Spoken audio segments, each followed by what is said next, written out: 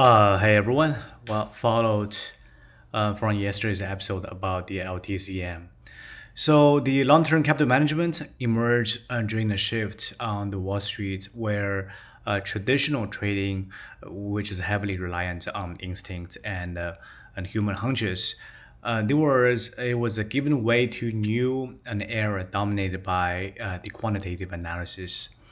The Victor and Haghani and his colleagues were part of this transformation and bringing a geeky, a game playing mindset to the market. Well, they were united by a love for the intellectual challenges, often bounding over poker games that mirrored the strategic thinking they applied to their work. Their approach was built on a simple yet a powerful idea. By using a vast amount of data and advanced computational tools, they could identify and exploit inefficiencies in the market.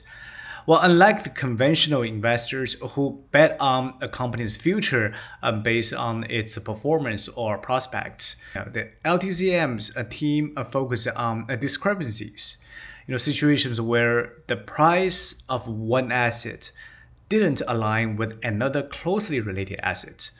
Well, this strategy, known as the relative value trading, and allowed them to profit from the small gaps that others tend to overlook. This model gave our TCM a kind of a X-ray vision, to revealing opportunities where market prices deviated from their theoretical and fair value.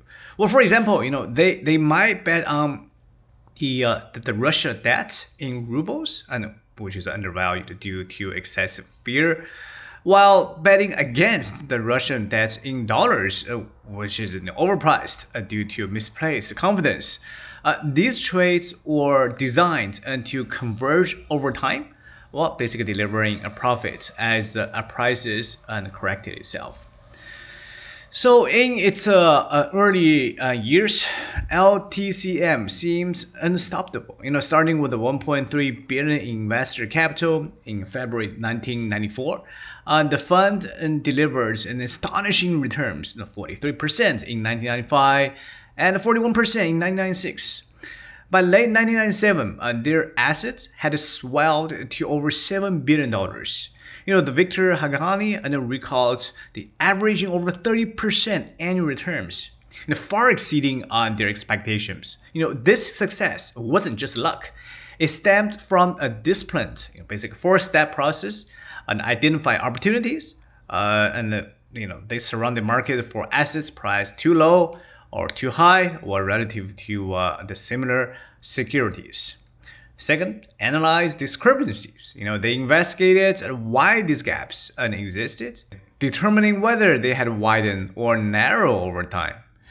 And amplify with a leverage, that's a third. So to boost returns on these small opportunities, they borrowed heavily, often investing far more than their own capital. And the fourth one is execute and just wait. They placed their bets and held them until the market corrected itself, banking on their models and predictions.